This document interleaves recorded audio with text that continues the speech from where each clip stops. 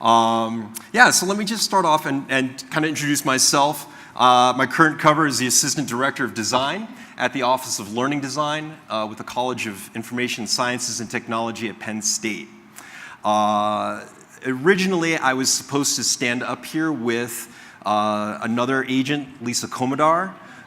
She was undercover as a developer at Penn State, but she has recently left the ranch and she's now doing independent contract work. So anyway, it's just me today. I wanted to start off and mention that if you were here earlier, and you might see a couple just kind of lying around, I was handing out some of these throwing stars, so I hope you guys have been practicing with them. But anyway, if you find some, grab one. I'm going to ask you to use these a little later on if you want. You don't have to, but anyway, that's why these things are lying around if you see them. So anyway, I just wanted to kind of get started and mention that, at Penn State, specifically our college, group work is an essential part of every course that we offer. And there's definitely strengths and weaknesses to not only deciding when to use group work, but whether to even use it at all, to be perfectly honest. But for me, in my area of operations, it's just what exists. So anyhow, in that environment of group work, we have it in, like I said, in every single class. And so basically what I want to do today is I want to brief you on how our students assess one another on their group work in terms of performance. So I want to make one distinction, that I'm talking about students evaluating one another on the performance that they're doing in their group work. This isn't peer review. So this isn't where someone is writing, like a paper, for example, submitting it, and then another student goes in, reads it, and provides comments. That is a totally different type of pedagogical strategy and process, and there are other tools that handle that. So again, we're talking about group work performance evaluations here. So anyhow, in order to talk about this, what I'd like to do is take the next 60 seconds and just share a declassified mission with you as an example for the rest of my briefing. So here we go.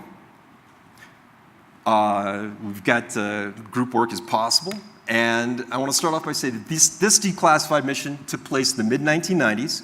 And Jim Phelps here has a group with the Impossible Mission Force. And this team was led by Ethan Hunt. And their job was to stop this bad guy from stealing declassified information. Unfortunately, that mission went south, and Ethan saw his whole team eliminated. Coming out of hiding, Ethan ends up being accused for orchestrating the demise of his team and the stolen classified information.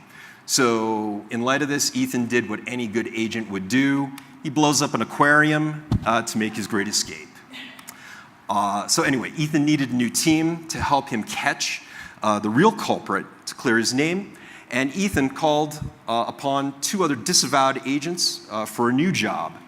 He found Luther and Franz, and they were to join Claire, who miraculously survived the first mission, and Ethan, to basically join them on a mission to break into CIA headquarters under the premise of a false alarm pretending to be firemen so that they could climb up into the air ducts here to get to the server room, while Claire doses the server technician with a powerful laxative so that Franz could lower Ethan down into the server room just as the technician has to take off to the bathroom.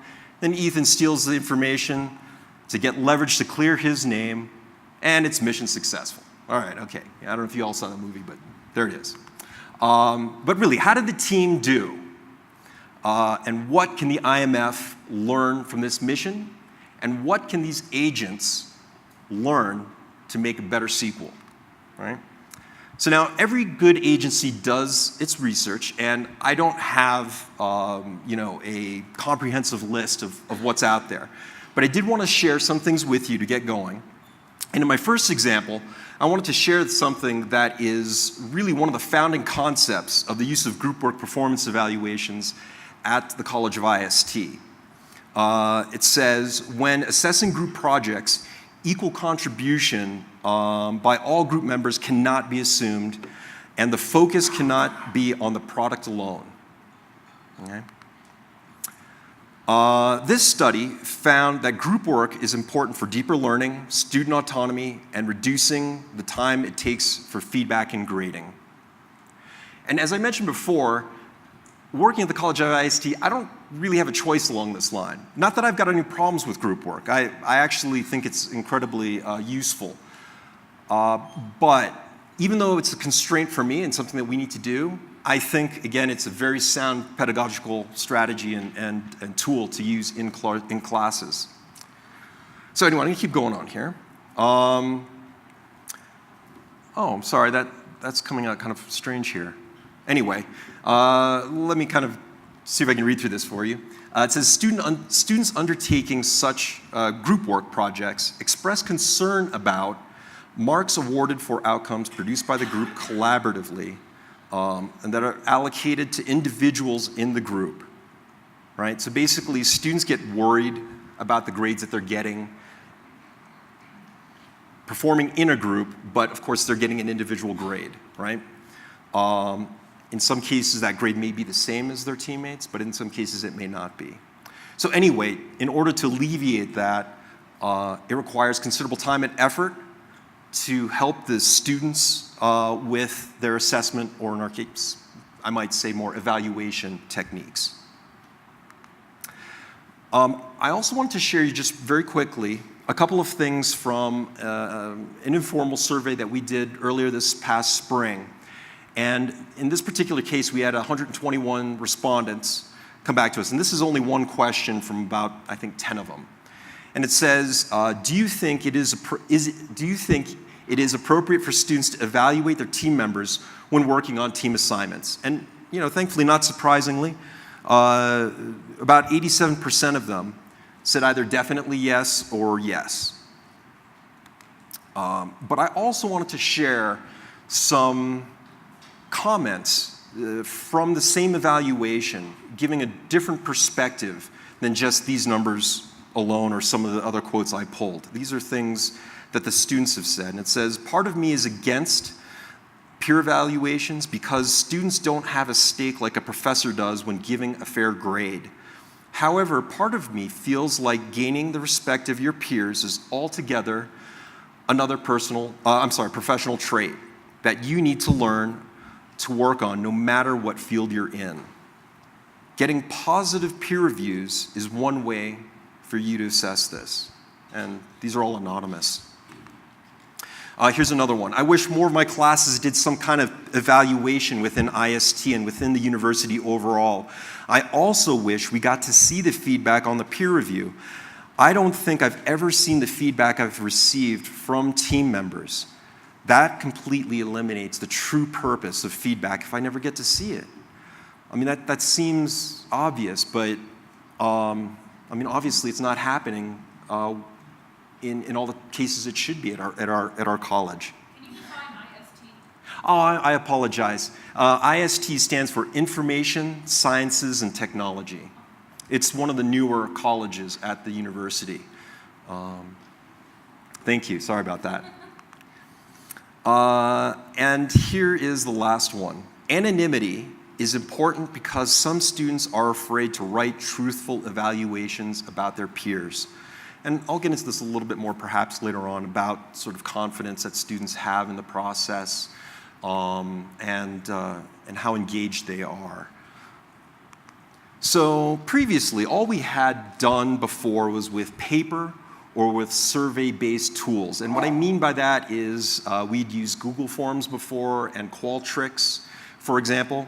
And they work. They work okay, but it takes a lot of work to aggregate that data and to even view it in some cases.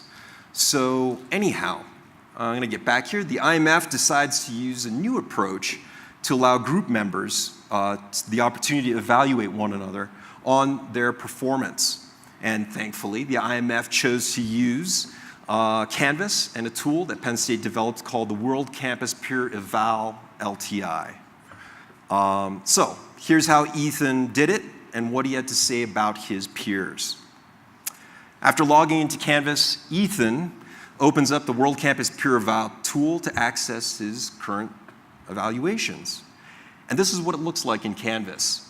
In this particular case, we have a link in the modules called Agent Peer Review in this case. But it could be a left nav link as well. But anyway, we chose to co-locate it right in with the learning material. So anyway, once he clicks that link, he sees the title, and from there, some just quick information. Hey, welcome, Ethan Hunt. And in this case, the agents are asked to pick from their groups so that they know which group they're actually evaluating. And in this case, he'll pick maybe the IMF Group 2 and click on Continue. And what we see next is the title and some instructions. And I'm sorry, I know you can't read it, but it's not really important. Basically, this stuff is all customizable, but basically it's just queuing up, hey, what's going on for this peer evaluation, some instructions. And I'll show you here, but at the very bottom, there's a 0 to 5 point scale. Again, we've sort of described what that is, but it starts at 0, nothing done, to 5, which is excellent. And how that is important is right below that, you see the first 3 questions of the peer evaluation in a collapsed sort of format. So this is all on one page. I just couldn't fit it on there. When Ethan clicks on question number 1, and again, I know it's small, but I'll be kind of talking through the components here. He sees, question 1, and then there is a criteria at the top with some prompts about, hey, what are we asking for here? And then there is, in this case, and this is all customizable by the faculty or the designer beforehand. But in this case, again, we chose a 0 to 5 point scale, and so there is a scale for each of the team members as well as Ethan's. So he is doing, remember, this is Ethan's evaluation, so he is doing now ranking himself. This is a self-assessment on that scale. And so what I wanted to do is kind of talk through very quickly in this example what the 5 questions are that we are asking the students. Go ahead. So he was ranking himself in the last? That's correct. So in addition to ranking Claire, Luther, and Franz on this criteria, and in this case it's contributing to the group's work, he's also giving himself a score for that same criteria. Okay? So again, for this first one, contributing to the group's work, we would have that there at the top. And then we'd also have some prompts that would go along with that. And in this case, it might be something like, this agent does high quality work or makes important contributions. We give a few prompts so that they understand, hopefully, more what we mean by contributing to the group's work. The second question in this particular example is interacting with group members. And the prompts here might be, this agent communicates clearly, provides encouragement or enthusiasm to other agents, things like that. Again, we would have that right there, right above that 0 to 5 point scale. Keeping the group on track. Some prompts might be monitors the group's progress and the group members' contributions, etc. The fourth one, expecting quality. The agent motivates the group. The agent cares about the quality of work, etc. And so again, keep in mind that as they're doing this, they're reading through, they're giving everyone, including themselves, a 0 to 5 point score. And the last one is having related knowledge, skills, and abilities. And this might be demonstrated by they have the knowledge, skills, and abilities to do excellent work, or that they will learn whatever they need to do to get the job done. The sixth one, and again, I apologize, I know it's too small, but I'll talk about this quickly. This is just a quick open-ended area that students can go through, or agents in this case, can go through and write up different things about the others and themselves, their performance. Things that might not be explained just through a 0 to 5 point scale, or whatever scale you choose to use, or however you choose to create your questions. So again, in this case, Ethan has an opportunity to leave an open-end comment about himself too. Maybe there was a personal issue that came up early on that made it difficult for him to participate well, and he may want to justify that or just bring that to light. So what I want to do quickly is, I know these are too small to read, but I just kind of created some fun examples of what Ethan might say about Franz. And I don't want to take too long.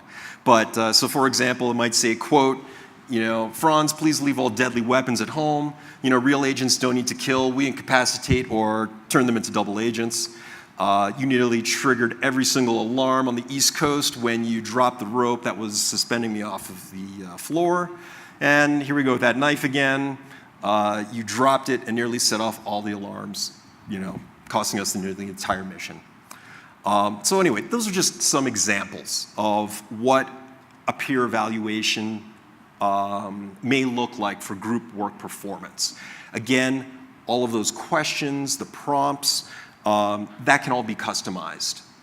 But moving ahead with that example, after everyone has completed the actual evaluation process, the faculty member or any other one who's got administrative access to the course can use, and I apologize, it's kind of small, but so if I was the faculty member, for example, and if I was in on that modules view, and if I was to click that agent peer eval, this is what I would see.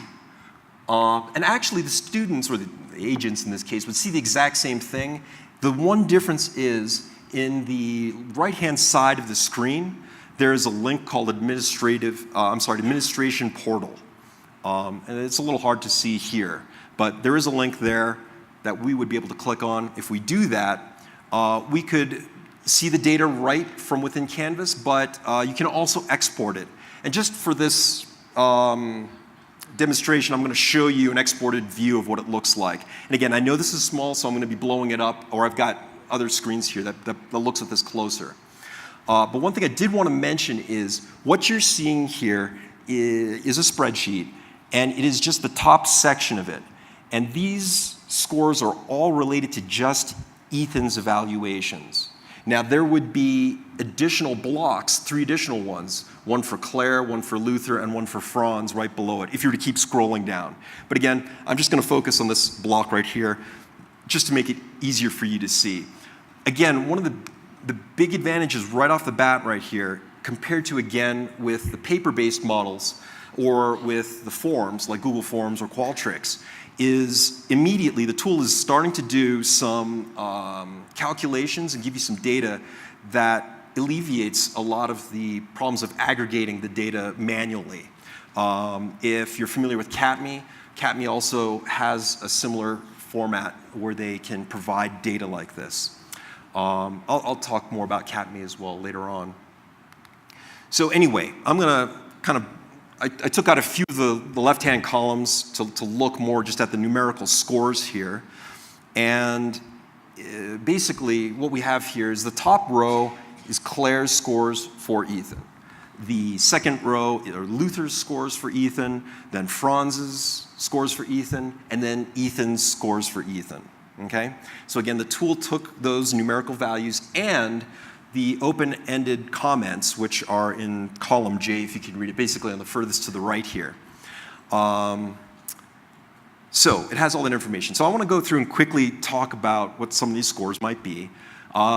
In this particular cell, Claire is giving Ethan a 5 on the first question, and I don't expect you to remember what that is right now, but what it was, just as a reminder, was contributing to the group's work. In the next cell over, Claire gave Ethan a 1. And so, the instructor might see that and be like, well, I wonder what that was. And that one was interacting with group members. So what might be going on there? And in this particular case, the open-ended comments actually say, hey, I thought Ethan was a great leader, but he's hot-headed and kind of made advances at me even though I'm married, right? So maybe that explains that one. You don't always get a nice correlation between the open-ended, responses and the numerical scores, but hey, we've seen that happen sometimes. So if something stands out. So I'm going to kind of skip down here. This is Luther's evaluation of Ethan for question 3, which was keeping the group on track, and he gave him a 5. And then Franz, I'm skipping down again to questions 4 and 5, which were expecting quality and having related knowledge, skills, and abilities. And Franz gave him 1s. So, hey, what's going on here? And actually, if you take a look at it, Franz gave Ethan 1s across the board. And so while this example is fictionalized, we definitely see stuff like this in real-world data. It's obvious that Franz most likely doesn't like Ethan. He chose specifically 1s, or I guess he could have chose 0s.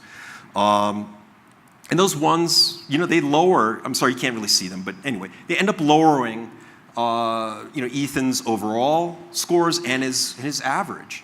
So the trick here, though, is if an instructor was just to come in and just skim these numbers off the bottom and add them up and then say, hey, you got a 17.75, I don't know what that is, something like that, 17.75 out of 25, or let's see, 1, 2, 3, 4, 5 times 5, yeah, 25. If they were just to get a percentage based on that and give Ethan the grade on that, that faculty member might be missing out a huge part of the story that might be going on. And so as a learning designer, when I sit down with faculty who want to use tools like this, I want to help them understand how best to use them, right? The numbers are important, but we want to look a little bit deeper. And in this particular case, I would advise the instructor to take a good look at the other evaluations as well. Remember, what we're seeing, in this is just a fragment of all of the evaluations. This is just what is being said of Ethan. So there'd be, again, 3 other sets of data on that piece there. So basically, there's some questions you can ask. Like, what did Ethan say about Franz? What did Claire and Luther say about the others?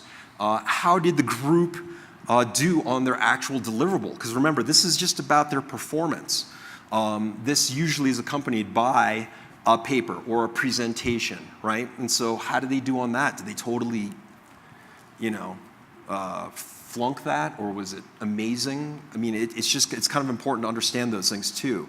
What kinds of grades have Ethan and Franz earned on individual activities? Were they getting all A's up to this point? Now all of a sudden there's some breakdown with the group work.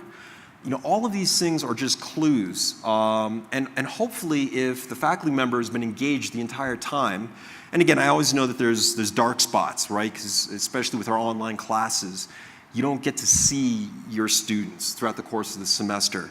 But throughout the course, there's still lots of potential opportunities for observing interaction. You might see things on a discussion board, right, where Ethan and Franz are kind of at each other's throats. Or you might have had one or both of them in on some office hours where you're talking to them. And you might get some additional information, right, on what's going on. So basically what we're talking about is the scores are useful, but they should just be part of a larger pattern, or helping you understand if there's a pattern there. And anyway, I want to say we shouldn't just stop there. If we actually looked back one, Luther gave Ethan all 5s. Maybe there's something there to look at as well. What did Luther give the others? So again, you don't want to just take any of the scores for granted or just as is or ground truth. This is just another tool to help, understand what's going on in your courses. Right. So anyway, all of that information should end up as part of what informs the instructor for giving that final assessment. And so what I want to say here is something that's pretty important, that when I sit down with faculty and I say, keep in mind the students are not grading one another. They're just giving an evaluation on what they observe the performance is. It's very important, but it's actually the instructor's job to do the grading, right? And sometimes that's done explicitly to the class to remind them, hey folks, we're asking you for your feedback, but That's important, but it's not, you're not grading each other on the work that you're doing, right? You're not giving each other the grades.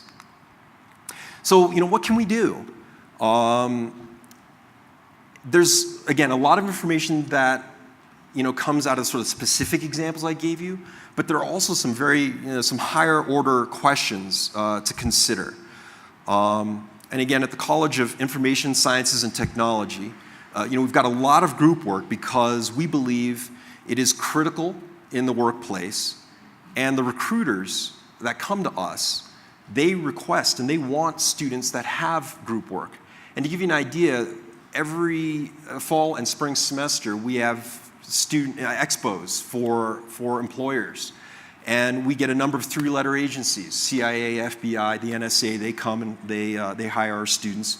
But we also have corporate folks like Lowe's, Liberty Mutual, and a number of others. And so anyhow, they're all asking for the same thing because a lot of these organizations, they aren't all in one building. And they need folks not only to be able to work in teams, but be able to work in teams across distances. So anyhow, what can we do? We have to do more. We have to do things like develop and refine group skills in class. We have to guide and calibrate the students, before doing the evaluations. And we have to share whatever information we can anonymously back with those students so that they can hopefully improve for the next time around. Because, again, for us, group work isn't done in just one course. It's done in all of our courses. And on our end, we need to develop better tools that are more flexible and meet the needs of all of our stakeholders. So for the future, we want to create better avenues or feedback mechanisms from the students on the process. We want to create flexible and time-saving features for the faculty. We want the designers to have more control over the front end. And we want to have even better reporting and development options for administrators. So we all have different stakeholders that we have to consider, and I think we have to be asking these questions about what can really be best for all of these folks. So at this point, I want to know what you guys are using and what questions you have. And so you can either raise your hand and let me know, or if you guys want to, you can write out your questions or your tools on your stars and chuck them up here. If you do that, I'm going to answer your questions or address you guys first. But if not, I'll just pick on you. Okay, yes, over here. What did they see? Are the comments anonymous? Or the ranking presented? What does that look like? And can you talk a little bit about how your application interacts with Canvas? Does it pull group data? Great question. How are the evals on? Okay, great. So two questions there. I want to make sure I get them both. The first one was, what kind of feedback do the students see, in Canvas after doing these evaluations? And the second question was about how does this tool interact with Canvas and what is it pulling from Canvas? So the first part is, as we saw from that feedback, it is not being done as widely as we would hope. It was a little bit of surprise to me as a designer and kind of a little disappointing that I had that one comment there that the student's like, I've never seen any feedback, right? Now, I know that doesn't happen in all the cases. I know that some of the faculty I work with definitely do that. And basically what they will do, unfortunately, the tool does not, at this point, have an automated feature on being able to share back feedback, unlike CATME. CATME is a different tool that was designed by Purdue, or not was, is designed by Purdue.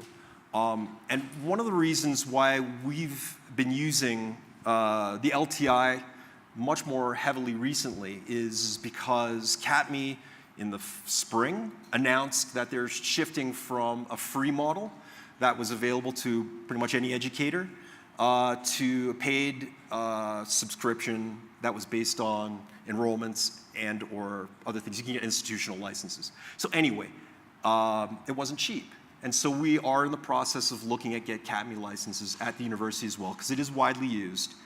But right now, we don't have that. And there are things about CATME that we want to improve on as well. So anyway, getting back, oh, sorry, I'll get to that. We don't have an automated way for that feedback to get to the students just through this system. Having said that, our faculty use those exported data, and they can very easily scrub clean information about who made the comments, and then they can just share that information back with students. And I know a number of our faculty do that. But again, as I said, we definitely have proof that that's not being done holistically, so that's something I want to address. Very quickly, sorry, to answer that second question, right now, what it pulls is in Canvas, how you can go through the people link, and then get access to one of the tabs, which is the project groups. We use that heavily to actually assign the students to all the groups, either through self-enrollment or self-assignment. They can assign themselves to their own groups, or the faculty can assign them to the groups. But basically, this LTI looks at that group roster and will pull at the time of the actual, when that student goes in to take the evaluation. Because as you may know, that sometimes the group membership can change, pretty close to, or almost at any time. So we had to pick a certain time, and we said, okay, well, when the student goes to take that evaluation, it'll scrape whatever information of the group that they're actually in at that time.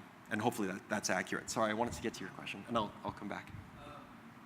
How do you get, do you see a lot of students that just give each other all fives, or how do you engender a type of honesty that's not just, oh, I like all these people, so I give them all fives, and no, this guy didn't do anything. Absolutely, that's a great question. So sorry, let me repeat that.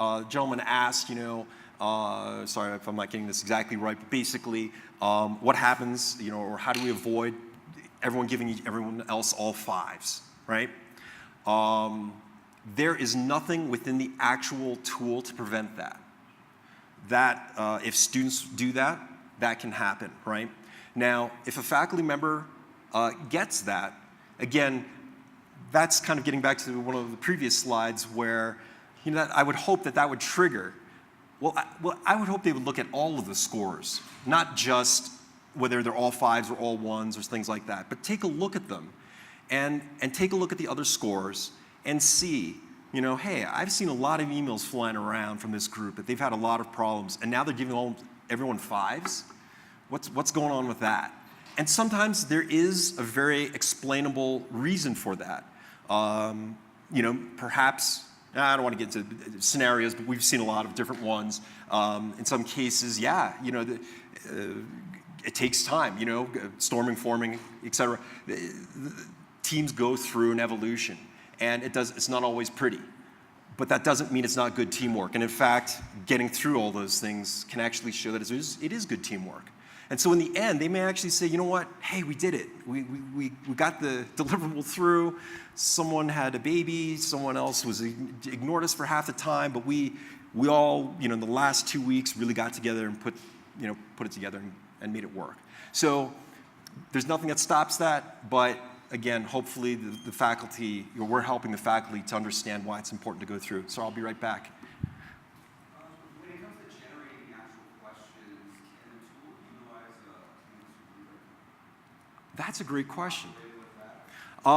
Currently, it wouldn't. We don't have a mechanism. Oh, I'm sorry. Let me rephrase that question. So, the gentleman asked whether, because I'd mentioned that the questions and the evaluation are all customizable, and he asked, is it possible to pull from the rubrics that we have assigned to the actual assignment to come in there? And we can do that manually, but we can't. We don't have yet right now something in the tool that will pull that. But I don't see why the future wouldn't be able to do this. So I will try and grab another couple questions, but I did want to mention that this is really a call for interest. That if you are interested in trying to get access to this tool and take a look at it, and or joining us to try and build a better LTI, we'd love to hear from you. Now, I'm not a developer. I'm not on the development team, so I can't promise anything. But I talked with Jeanette, who is there, and I joked I was going to give everyone her email, but I'm going to give you mine. And that is an email for me. So please contact me at ninja@psu.edu if you've got questions. And we're going to go from there. I'm sorry, I think we've got to open the doors for the next session, but I'm going to be standing outside if you've got more questions for me. I'll be here, actually, so thank you.